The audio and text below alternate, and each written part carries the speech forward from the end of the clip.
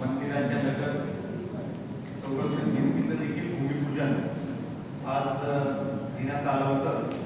मलकापूरमध्ये देखील 2 ठिकाणी भूमिपूजनाचे कार्यक्रम त्यानंतर होते आणि ऑफिसचं उद्घाटन देखील होतं. सगळे कार्यक्रम संपून येण्यासाठी थोडा उशीर झाला आणि त्यामुळं कार्यक्रम थोडा आपला उशिरा झाला. आज आपण अत्यंत महत्वाचा समारंभ आयोजित केलेला आहे.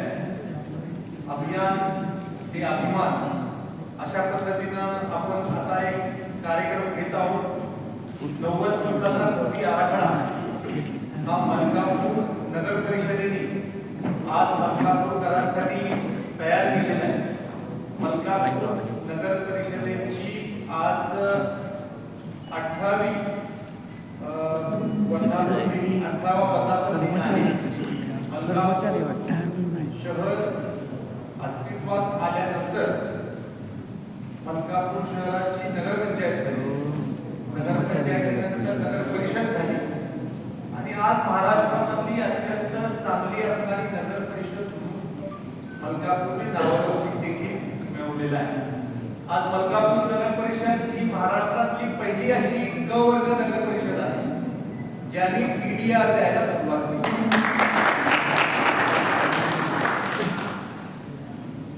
TDRC म्हणजे transfer development registration certificate. TDRC चं सर्टिफिकेट मिळाल्यानंतर आपल्याला TDR म्हणजे transfer development right. Transfer development right इतके महत्वाचे काय? ट्रान्सफर डेव्हलपमेंट राईट हे एका शहराची निर्मिती. आता शहराची निर्मिती ट्रान्सफर डेव्हलपमेंट राईट्सनी कशी होते? तर शहराची निर्मिती ट्रान्सफर डेव्हलपमेंट राईट्सनी अशा पद्धतीने होते. एखादं गाव असतं, एका गावाचा विस्तार मोठ्या गावामध्ये, मोठ्या गावाचा विस्तार नगरपंचायतीचा होतो, नगरपंचायतीचा विस्तार नगर परिषदेत होतो. भविष्य काळामध्ये नगर परिषद होत एके दिवशी हे शहर विस्तारित होते. पूर्वीच्या काळामध्ये घरं लहान असतात समजा. नंतर शहराचा विस्तार झाल्यानंतर आपल्याला बिल्डिंग करायची आवश्यकता वाटते. 2 मजली 3 मजली 4 मजली इमारती करण्याची आवश्यकता वाटते. आणि मग जर का इतक्या मोठ्या इमारती करायच्या असतील आणि जागा उपलब्ध नसेल तर आपल्याला ट्रान्सफर डेव्हलपमेंट राईट्सच्या आधारावर इमारती उभा करणं गरजेचं आहे. उदाहरणार्थ आपल्याला 1 एकर जमीन आहे, आपल्याला 1 FSI आहे म्हणजे 40,000 स्क्वेअर फूट बांधकाम आपण त्या 1 एकरामध्ये करू शकतो. आपल्याला जर का TDR मिळाला तर त्या 1 एकरामध्ये आपण 1,60,000 स्क्वेअर फूट बांधकाम करू शकतो. FSI 4 आपल्याला मिळाला. एखादा हॉस्पिटल उभा करायचा असेल तर त्याला जास्त FSI मिळेल. एखादा कमर्शियल कॉम्प्लेक्स करायचा असेल तर नगर परिषद जी नियमावली करेल त्या पद्धतीने आपल्याला तिथे इमारत उभी करता येईल. आणि त्यामुळे आपल्यासारख्या शहराच्या विकासासाठी TDR प्रदान करणं हे अत्यंत महत्त्वाचं. आपण सगळे जाणता की मूळ मलकापूरमध्ये मोठ्या प्रमाणावर शेतकरी राहत होते. आज देखील बरेचसे आपल्या मलकापूरमध्ये शेतकरी राहतात. एखाद्या शेतकऱ्याची जी वडिलोपार्जित मिळकत आहे ती ज्यावेळेस आपण शहराच्या विकासासाठी मागतो की आज माझ्या आजोबापासून आलेली जमीन आहे आणि मलकापूर शहराचं प्रशासन जर का म्हणत असेल की ह्या जमिनीमध्ये मला रस्त्यासाठी इतकी जमीन तुमची पाहिजे, 1 एकरामध्ये मला 10 गुंठे तुमची जमीन ही शहराच्या लगत असणारा जो विकास आराखडा आहे किंवा शहराच्या साठी आपल्याला रस्ते जे आवश्यक आहे त्यासाठी आपल्याला जमीन पाहिजे असेल तर मग त्या 10 गुंठ्याच्या बदल्यात 20 गुंठ्याचा TDR हा त्या माणसाला मिळाला. माझी जर का 1 गुंठे जमीन गेली तर मला 2 गुंठ्याचा TDR मिळणार. 2 गुंठ्याचा TDR कुठल्याही व्यावसायिकाला भेटून 2 पैसे मिळू शकतो. म्हणजे माझी जमीन शहराच्या विकासाला गेली म्हणून माझं जे नुकसान होतं ते नुकसान करायच्या पुढे होणार.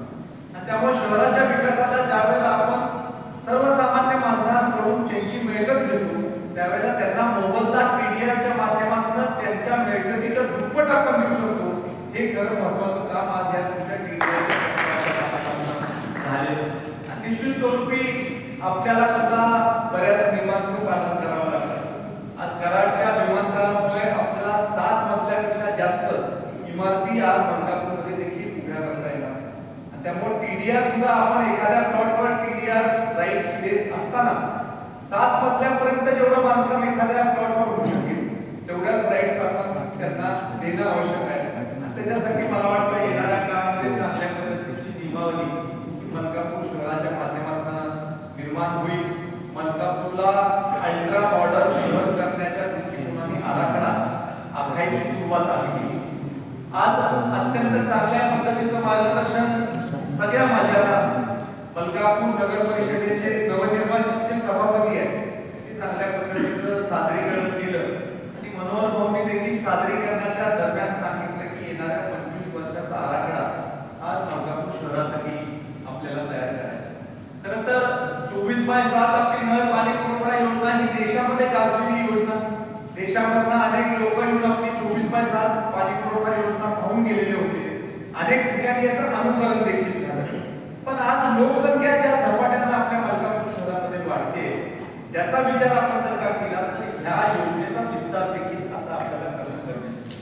2011 ची जनगणना ज्यावेळेस झाली त्यावेळेला मलकापूरची लोकसंख्या 31,000 होती आणि आज आपण जर का बघितलं तर अंदाजे मलकापूरची लोकसंख्या 50,000पेक्षा जास्त आहे.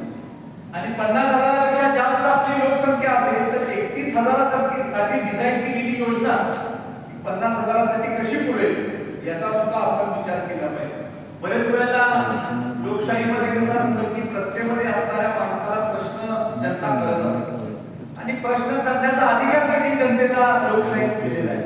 पण ज्या वेळेला आपण प्रशासनाला किंवा सत्तेमध्ये असणाऱ्या लोकांना प्रश्न करतो त्यावेळेला लोकांना देखील आपण आपली बाजू समजून सांगणं गरजेचं आहे की आपण आपल्या योजना कशा पद्धतीने डिझाईन केल्या होत्या. आज आपली सांडपाणी व्यवस्थापन योजना ही डिझाईन मागच्या लोकसंख्येच्या नुसार आपण केली होती. आज आपल्याला सांडपाणी व्यवस्थापनासाठी सुद्धा रिडिझाईन करून नवीन योजना करणं गरजेचं आहे. अंडरग्राउंड ड्रेनेजची योजना आपण मागे जी डिझाईन केली होती त्याचा विस्तार देखील अलीकडच्या काळामध्ये तुम्हाला करणं गरजेचं आहे. आता आपण जर का बघितलं तर मलकापूरच्या लोकसंख्येच्या प्रमाणात आपल्याला मलकापूरसाठी फॅसिलिटी उभा करणं गरजेचं आहे. मग रस्त्याची असेल, ओपन काही गटर्स काही ठिकाणी असतील, पाणी जाण्यासाठी असेल, अंडरग्राउंड ड्रेनेजचं आता तुम्हाला इतकं व्यवस्थित नियोजन करायला लागणार आहे की अंडरग्राउंड ड्रेनेजची व्यवस्था पुढच्या 25 वर्षाचं त्याच्यामध्ये अनालिसिस करून लोकसंख्या वाढीचं आपल्याला त्या पद्धतीनं तितकी मोठी योजना ही अंडरग्राउंड ड्रेनेजसाठी करावी लागणार. आणि आपली जी सांडपाणी व्यवस्थापन योजना आहे त्याच्यामध्ये आपण जे विजन डॉक्युमेंट केलेलं आहे त्याच्यामध्ये त्या विजन डॉक्युमेंट मध्येच आपण म्हणतोय की 20 लाख लिटरचं किमान आपल्याला जास्तीच्या आपल्याला टाक्या उभ्या कराव्या लागतील त्याच्यामधनं ते सांडपाण्याचं व्यवस्थापन होऊ शकेल. त्यामुळे अशा अनेक गोष्टी आहेत ज्याच्यासाठी आपल्याला सरकारकडून मोठ्या प्रमाणावर निधी आणणं गरजेचं आहे. आज आमचा राज्य सरकारच्या वतीनं प्रयत्न आहे की जास्तीत जास्त निधी मलकापूरला उपलब्ध करून द्यायचा. त्यामुळे आम्ही प्रथमतः अगदी सगळ्यात पहिलं मिशन हाती घेतलेलं आहे की मलकापूर नगर परिषदेची इमारत ही पूर्ण करायची. त्यामुळे मुख्यमंत्री महोदयांना मी माझ्या वतीनं मी प्रयत्न केलेला आहे. मलकापूरकरांच्या वतीनं कराड दक्षिण विधानसभा मतदारसंघाच्या वतीनं पहिल्यांदा निधी या आपल्या इमारतीसाठी उपलब्ध करायचा आणि क वर्ग नगरपालिकेमध्ये असणारी सगळ्यात मोठी इमारत उभा करायची ते पहिल्यांदा मी मला घेतलेलं आहे. आणि इमारत सुद्धा उभी करत असताना इमारतीच्या लगत जो परिसर आहे त्या सगळ्या परिसरामध्ये वॉटर बॉडी एखादी घ्यायची, तिथं लॉन करायचा, तिथं थोडं ज्येष्ठ नागरिकांना फिरायला जागा करायची. म्हणजे आपल्या नगरपालिकेशी सुसंवाद, आपल्या नगरपालिकेशी अटॅचमेंट ही गावातल्या लोकांना असते. त्यामुळे त्या परिसरामध्ये त्या नगरपालिकेच्या आवारामध्ये काम जरी नसलं तरी सुद्धा सामान्य नागरिक बसला पाहिजे अशा पद्धतीची व्यवस्था आपण तिथं करतोय. आणि आपण बिलकुल काळजी करू नका. येणाऱ्याच काही दिवसामध्ये आपण प्रेस कॉन्फरन्स करू ज्यावेळेला GR तुमच्या हातामध्ये असेल पैसे नगरपालिकेची इमारत पूर्ण करण्यासाठी दिले आणि पैसे सुद्धा सगळे पैसे तुमच्या खात्यावर आपण बंद करून टाकू म्हणजे काम लवकर